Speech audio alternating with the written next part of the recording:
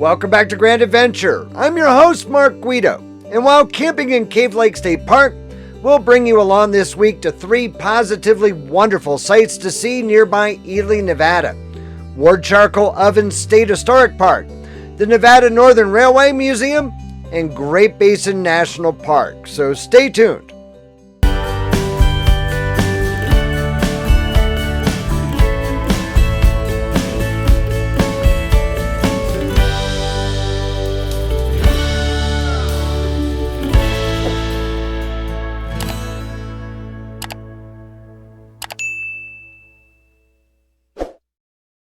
This episode of Grand Adventure is proudly sponsored by the Better Business Bureau. Turn to bbb.org to find trustworthy and honest businesses wherever you travel in your RV. While visiting the Ely area with our friends from the YouTube channel Homie at Large, we're staying nearby at Cave Lake State Park, camping in the park's Lakeview Campground in the Shell Creek Range just east of town.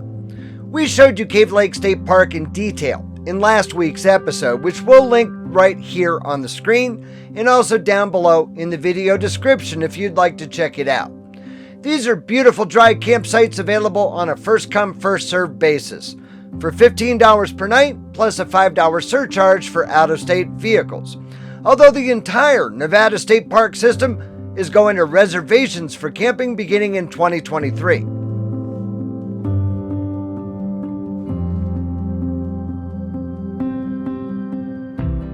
Our weather has been wildly variable this first week of May, ranging from sunny days in the 70s to persistent springtime winds to, yes, snow.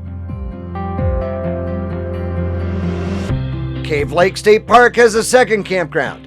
Elk Flat Campground sits just a couple of miles south of the lake along the state park's entrance road and includes another loop of dry campsites along with a dump station.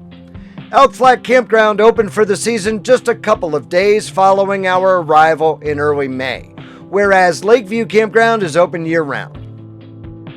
Cave Lake State Park offers several lengthy trails for some beautiful hiking.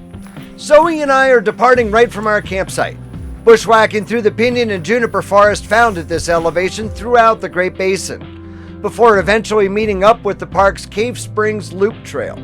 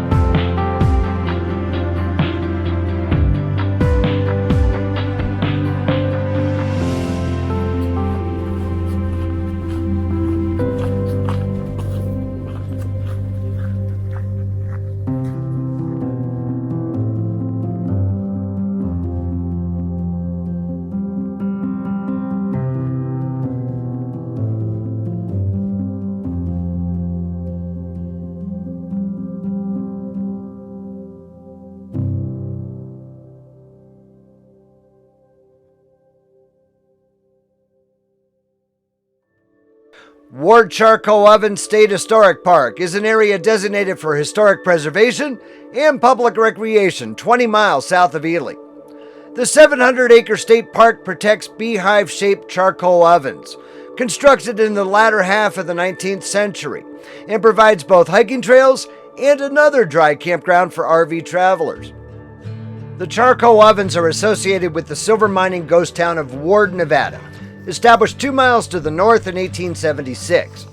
6 large ovens remain in excellent repair, 30 feet high and 27 feet in diameter, with walls 2 feet thick at the base.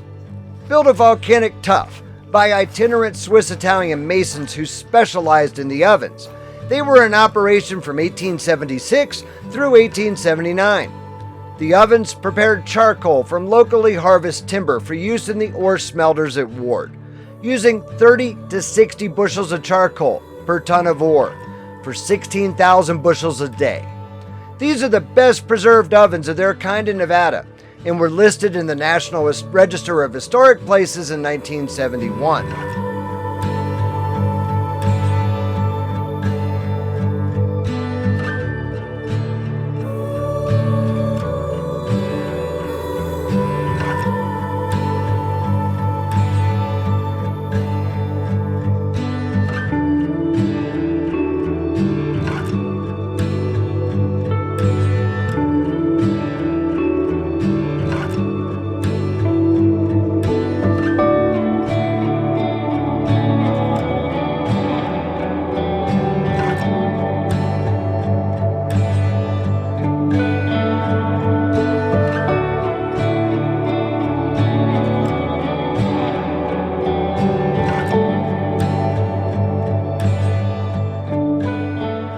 We've found the townsite award 2 miles north of the ovens.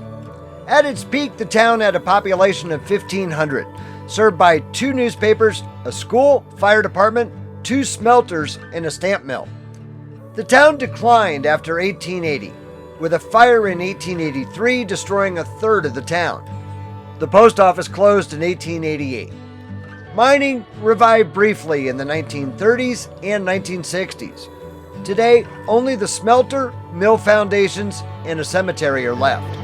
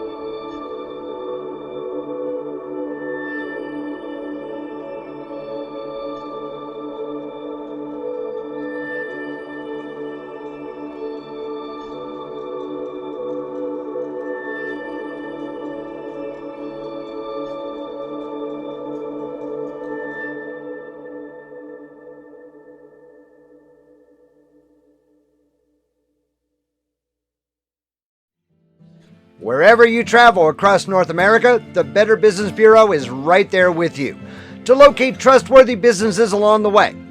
Whether you need to find the right RV dealer, a new set of tires, emergency repairs to your rig, or even that perfect restaurant, BBB is right there with you. BBB stands for Trust, Integrity, Honesty, and Transparency. When you see the BBB Accredited Business Seal, you know that business is committed to the highest standards of ethical business practices. Start your journey today at bbb.org.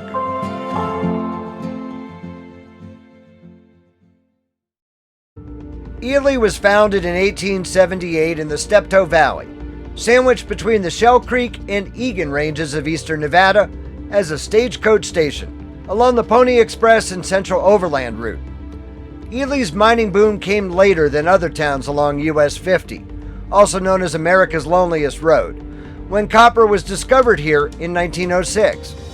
The town's population has fluctuated with each copper boom and bust, and currently stands at just under 4,000, which nevertheless makes Ely the largest town in Nevada's remote White Pine County. The diurnal temperature range of Ely is massive due to its elevation at 6,400 feet, dry air, clear skies, and location in a valley, allowing for intense radiative cooling at sunset, even on hot summer days. Ely's nighttime temperatures account for it being listed as one of the coldest places in the contiguous United States, with an average of over 217 nights per year with a minimum temperature at or below freezing. The railroad built in 1906 to connect Ely's mines to the Transcontinental Railroad 140 miles to the north at Shafter and Cobra is now preserved as a heritage railway by the Nevada Northern Railway and known as the Ghost Train of Old Ely. Kennecott Copper transferred the entire ore line, as well as the railroad's yard and shop facilities in East Ely, to a nonprofit organization, which today operates the property as the Nevada Northern Railway Museum, including passenger excursion train service between Ely, Ruth, and McGill, using period equipment pulled by historic steam and diesel locomotives.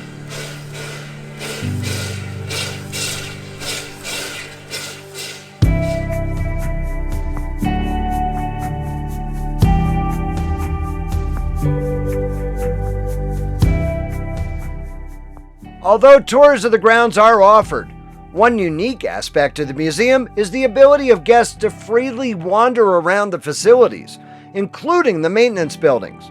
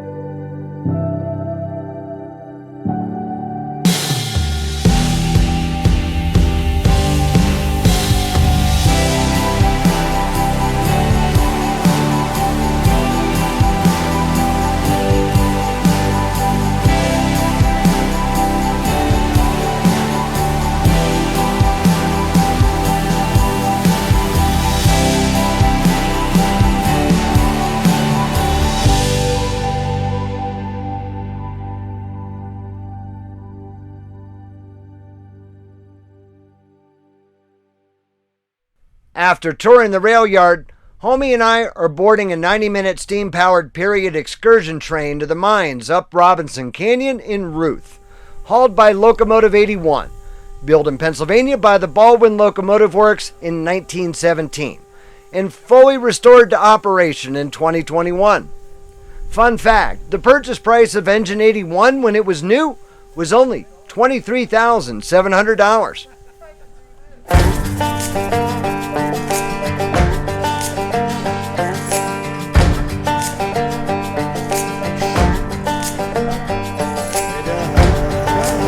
Love that car. Thank you. Last year we made them. Is it? I've never heard of it.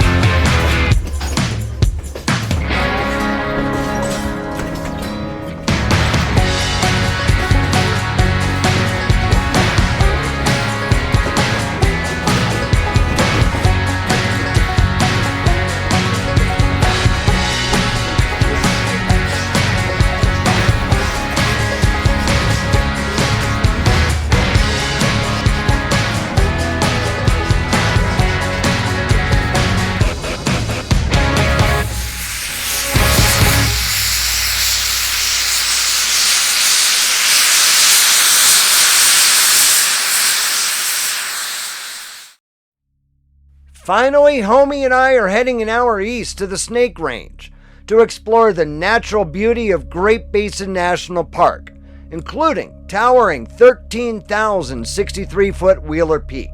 The park derives its name from the Great Basin, the dry and mountainous region between the Sierra Nevada and the Wasatch Mountains, from which no water reaches any ocean.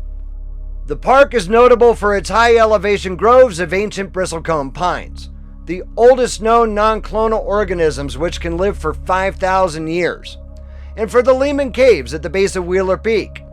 Regrettably, we were unable to score tickets to tour the caves, and during our visit in May, the park's scenic road, ascending Wheeler Peak, is open only to 9,000 feet due to snow and ice still covering the road above that elevation.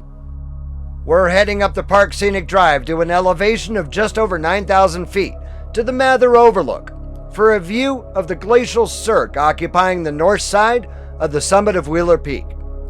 Wheeler Peak is the second highest summit in Nevada, just behind Boundary Peak along the California border.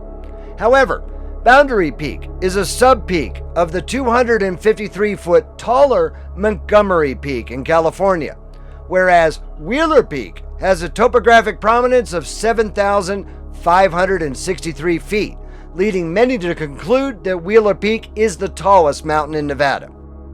Normally, the road opens to its top at 10,000 feet to access a number of high alpine trailheads by sometime in June. However, this view of Wheeler Peak's summit is nothing short of stunning. Just out of view, at the base of the headwall lies Nevada's only glacier.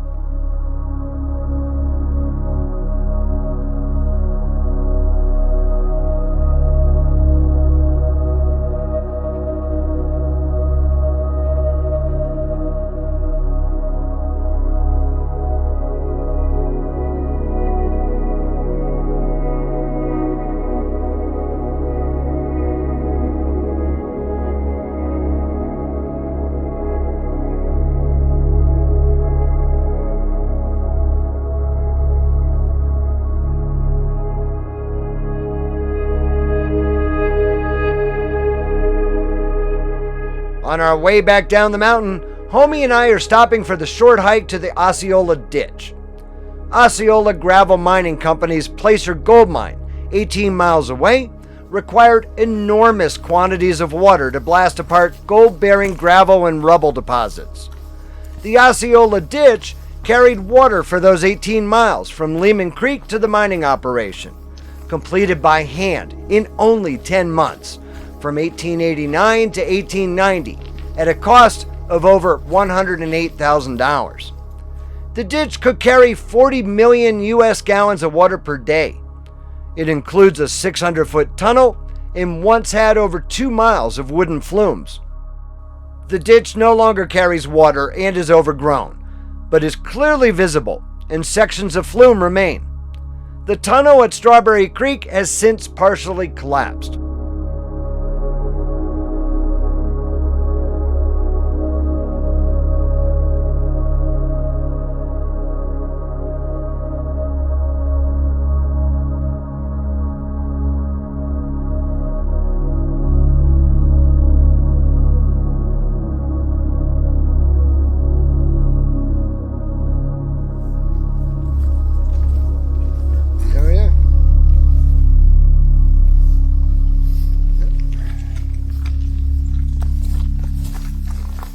As long as we explored the Osceola Ditch, on our way back to camp, why not try to find the town of Osceola?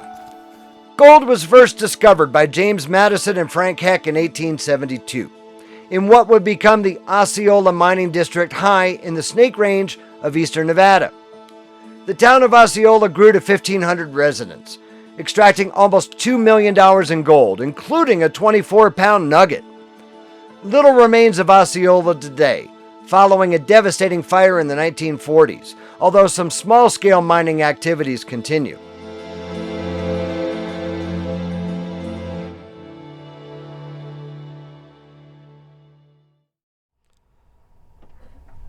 So it's going to get rather chilly here tonight outside of Ely, Nevada. It's supposed to go down to about 19 degrees. So it's time for us to pack up and head to lower elevation and head further south to the area around Pioche, Nevada. So if you're not yet a Grand Adventurer, now is the time. Go smash that little red subscribe button down there in the lower right-hand corner of your screen. And ring that notification bell to be sure that you never miss a Grand Adventure each and every Wednesday evening. Now, we'd be honored if you shared the channel with your friends, family, and on social media.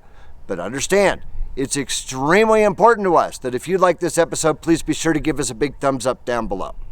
And while you're down below, that's where you'll find the comments section. And we always love to hear from you after each episode.